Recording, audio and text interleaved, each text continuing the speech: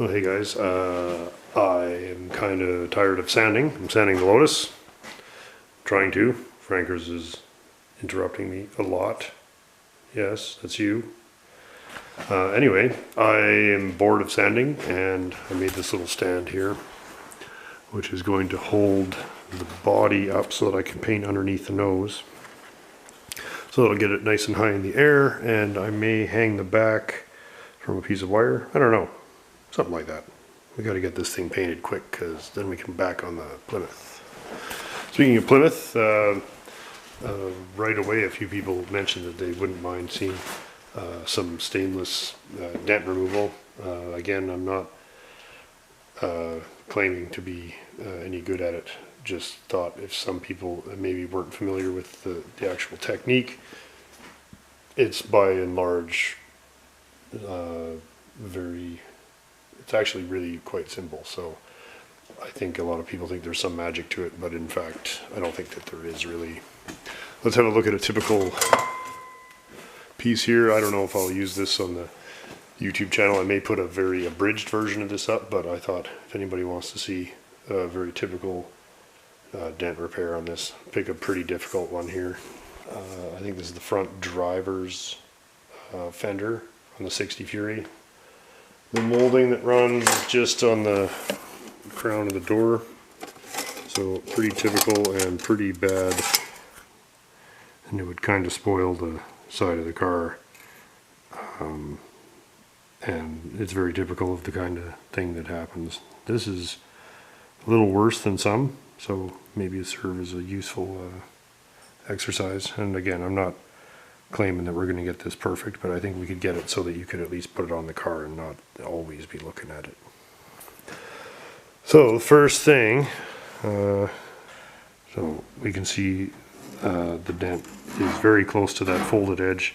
Just to make everything a little easier, I'm going to unfold that lip a bit. So that's not something we want to do a ton of, but I think in order to get at this, I'm going to have to unfold that enough that we can get in behind it, and then we'll fold it back when we're done. Sometimes you find something that has a usable shape for like a dolly or an anvil or something. So in this case, these pliers for cutting something. I don't know, somebody can identify what these are for, but they actually fit underneath that folded edge, so I'm going to put them in the vise. Hey, take it easy, please.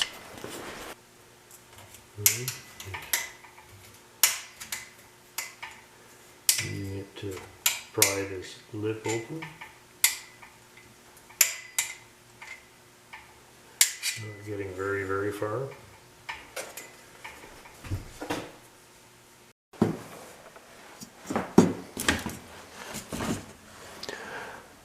I'm just going to work my way along here with these pliers and open that up a bit.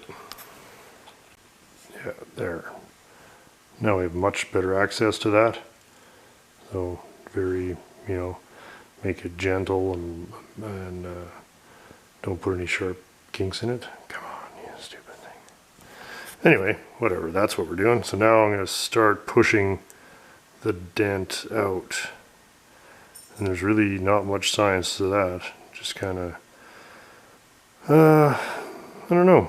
I'm not really sure. We're going to start at the edge, and I think I'm going to just give the worst of it a little tap first to take some of the stress out of it, and then we'll be a little more careful after that.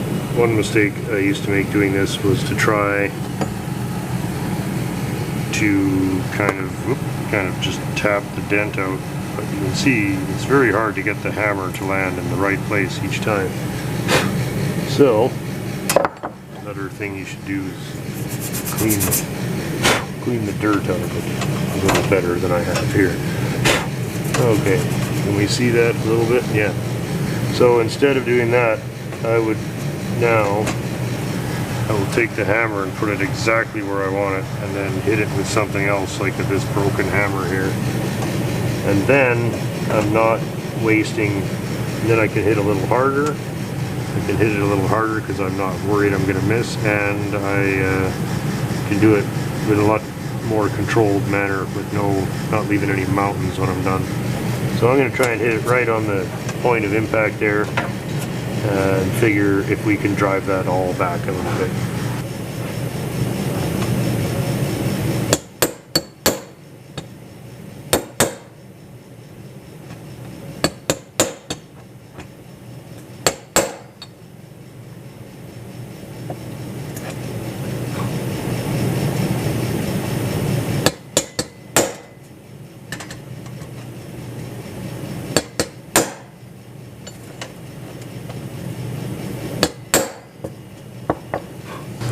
The first couple of taps have taken a lot of it out of there. You can see it's still flat here, so I'm going to tap that back down now.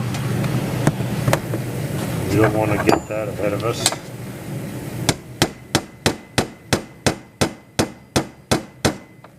So that means that this in here needs a sharper device, which I will go get. A little sharper chisel with a slightly radiused end, so we're not going to put any like kind of mountain tops in it. Looking exactly where we want to be, which is where it tightens up there.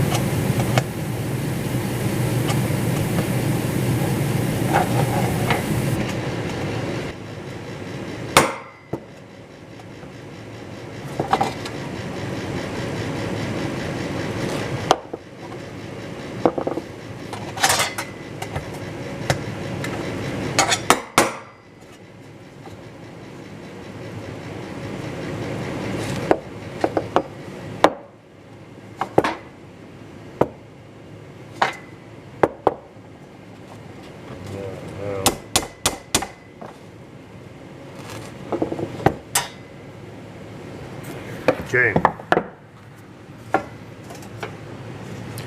we're getting that corner out a little bit.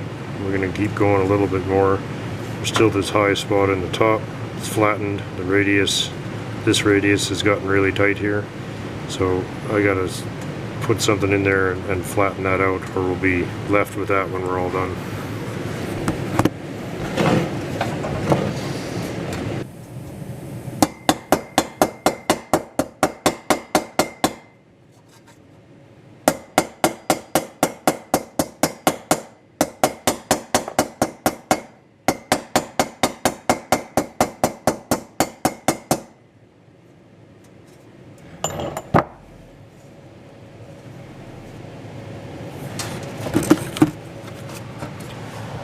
Okay, there, by using the rounded head of the hammer as a dolly, I kind of beat that radius back into the side of that molding.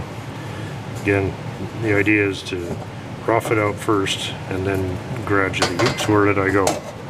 Sorry, fell in the wrong spot. There it is. So it's getting a little flatter there now, and now we got that kink in it and there's still that low spot there, so let's keep banging at that.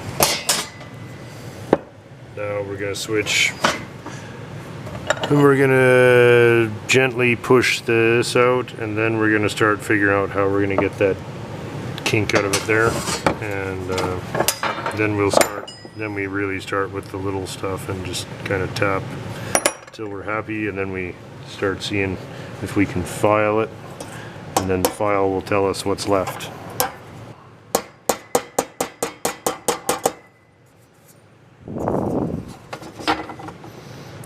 And we're getting there a little more yet. Sorry about the appalling filming.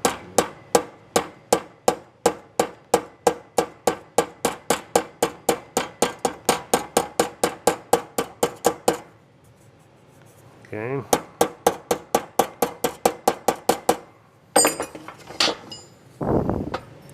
The dent is getting pretty small now, and I think we need a little more, and then we got to put something in there and take that kink out of it there. So that's going to involve putting a dolly in there, and that's going to happen any time now. But I think I'd like to get the dent a little more out right next to the kink. I'm going to do a few more taps in there.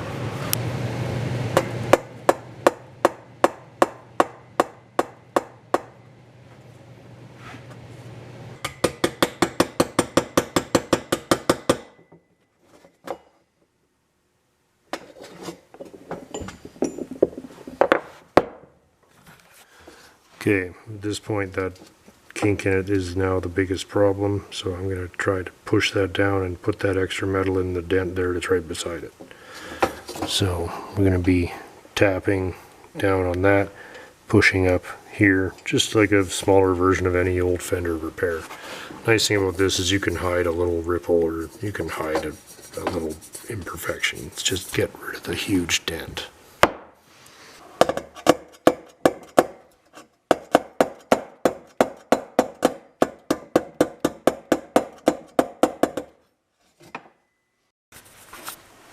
Okay, looks like this little miniature dolly here will work.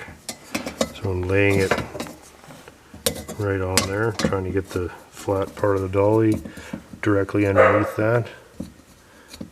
And then I'm going to just tap on that, and hopefully we'll get some of that guy out. What is Franker's on about?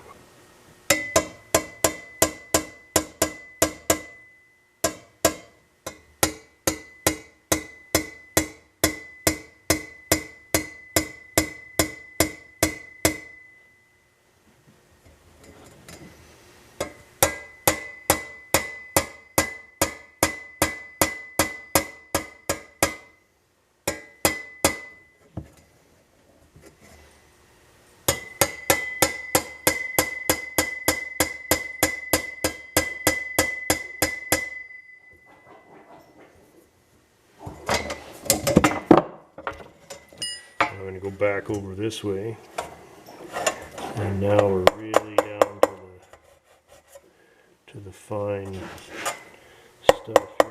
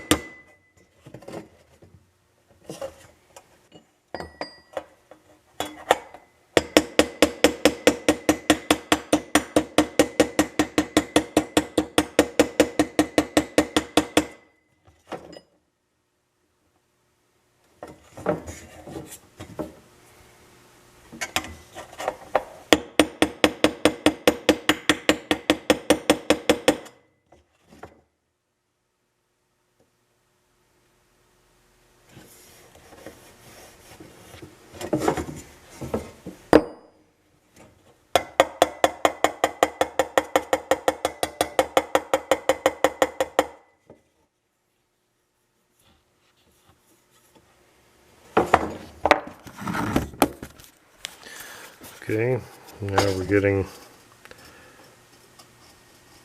to just a few sharp dents. I'm going to keep concentrating on that right there, because once that's out, the rest of it we'll have a better idea of what we got to do. I think this is too high now. That's going to have to come back down. Okay. I've got the dent to where the basic shape is right, and what we're left with is a lot of really small high and low spots and some hammer marks and probably some bigger low spots that need more hammering. So at this point I just take a file very lightly just to mark it so you know what's going to come out and what isn't. Seems brutal, and it is, but you got to do it.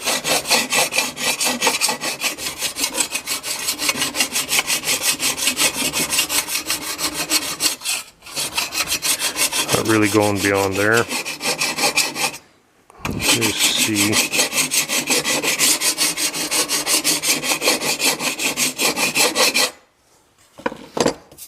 Okay.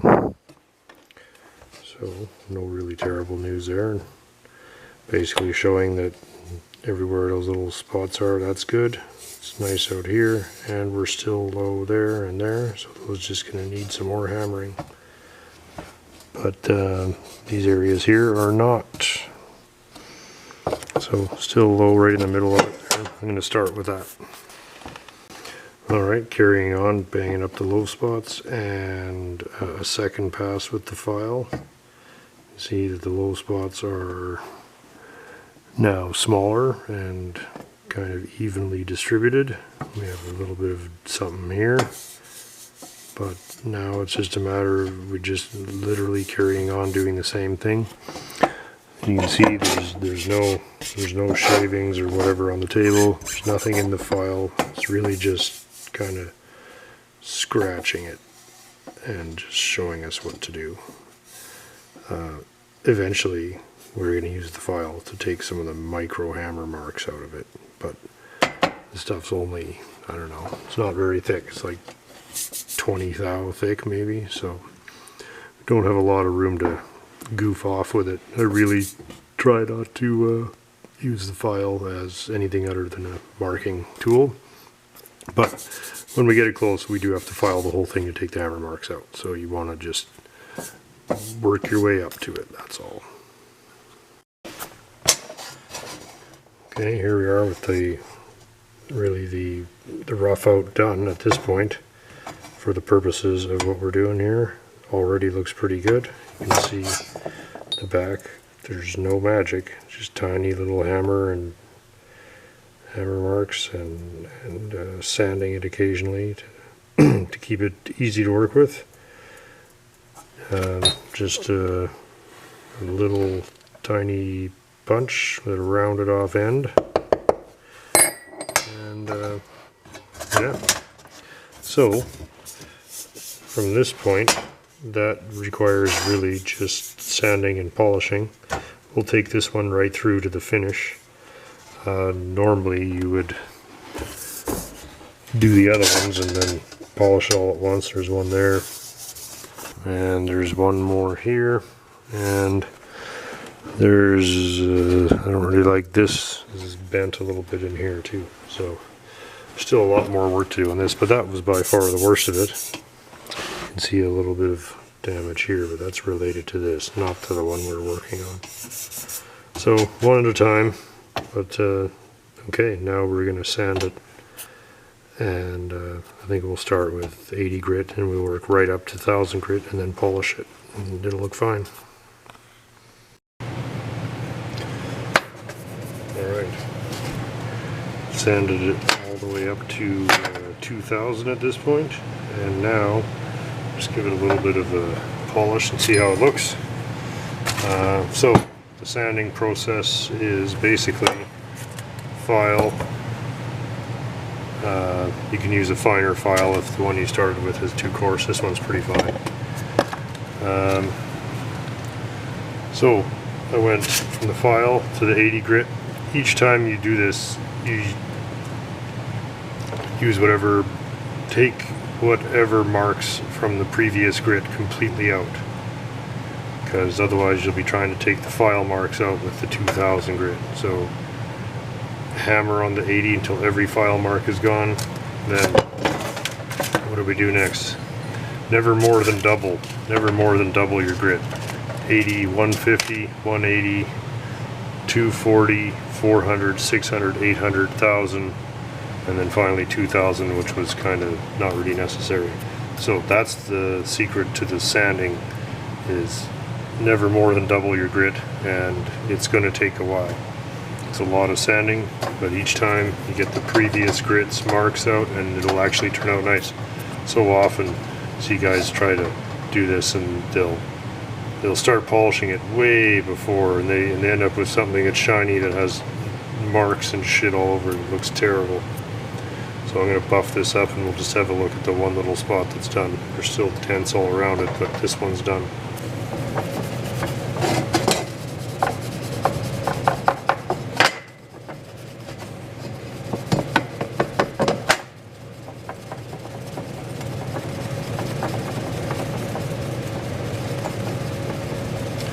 when I'm doing this for real, I'll be doing all of these on one of those flapper wheels. But for the purposes of just proof of concept, this little paper towel and whatever, it's not perfect, but it's pretty decent. And I think we can say that that dent is basically gone. It is gone. This one here still has to be done. One there has to be done. But there's all of our hammer marks. And there's where the dent was. It's there's no way that anybody's gonna pick that out on the car when it's all finished. You really would struggle to see that it was ever there. So just careful, and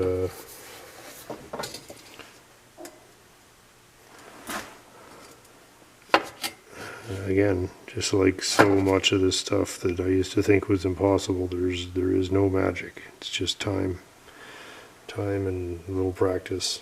I don't do a lot of this. It's not like I've spent tons of time learning how to do this. I just figured it out and started doing it. But that will allow you to fix all your stainless, and that was a pretty bad dent. Most of your dents are usually pretty minor. Like that guy there, like that looks easy now. And we've got the worst one out of the way. So really happy with that. A little bit more polishing, you'll never know that anything was done.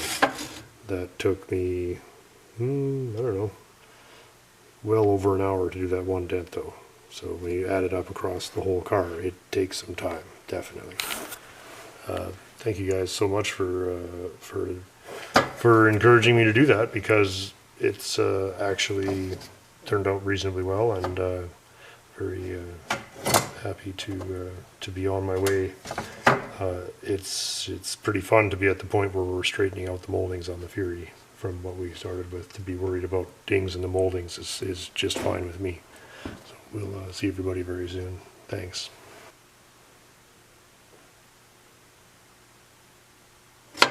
So take